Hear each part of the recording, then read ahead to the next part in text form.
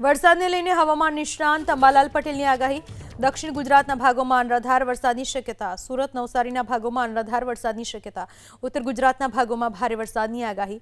મહેસાણા, પાટણ, બનાસકાંઠામાં વરસાદની આગાહી। સાબરકાંઠા, પંચમહાલના ભાગોમાં વરસાદની આગાહી। માણસા, કડી, કલોલ, બહુચરાજીમાં વરસાદની આગાહી। પ્રાંતિજ, હિંમતનગર, અરવલ્લીમાં પડી શકે છે વરસાદ। દાહોદ, વડોદરા, આણંદ, ખેડા, મહીસાગરમાં વરસાદ વરસી શકે છે।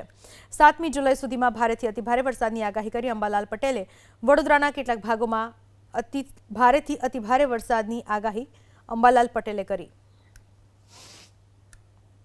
આગામી 48 કલાકમાં રાજ્યના ભાગોમાં વરસાદ થવાની શક્યતા રહેશે। અમદાવાદ, ગાંધીનગરના ભાગોમાં પણ વરસાદ થવાની શક્યતા રહેશે। વરસાદ લગભગ બપોર કે સાંજના ભાગમાં થવાની શક્યતા રહેશે, પરંતુ ઉલ્લેખનીય છે કે આગામી 7મી જુલાઈ સુધીમાં વરસાદનું વહન જબરું આવશે અને બંગાળ ઉપસાગરના વરસાદનું વહન મધ્યપ્રદેશમાં થતું લો પ્રેશર અને કેટલાક પશ્ચિમ વિક્ષોભ આ ઘણા કારણોસર વરસાદ આવવાની શક્યતા રહેશે।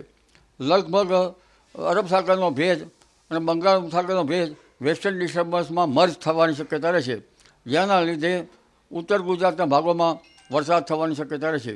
કેટલાક ભાગોમાં ભારે વરસાદ થવાની શક્યતા રહેશે, કેટલાક ભાગોમાં અતિ ભારે વરસાદ થવાની શક્યતા રહેશે। આ વરસાદ લગભગ 5 કે 7 જુલાઈ સુધીમાં ભારેથી અતિભારે વરસાદ થવાની શક્યતા રહેશે।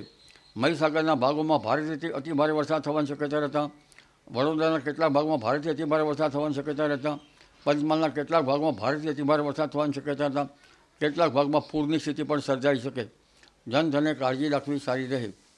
આ ઉપરાંત લગભગ દક્ષિણ ગુજરાતના ભાગોમાં તો અનરાધાર વરસાદ પડવાની શક્યતા રહેશે, જેના લીધે કેટલાક ભાગો જાણે બેટમાં ફેરવાતા હોય તેવું જોવા મળશે, જેના કારણે સુરત વગેરે ભાગો અને નવસારી, ભરૂચ વગેરે ભાગોમાં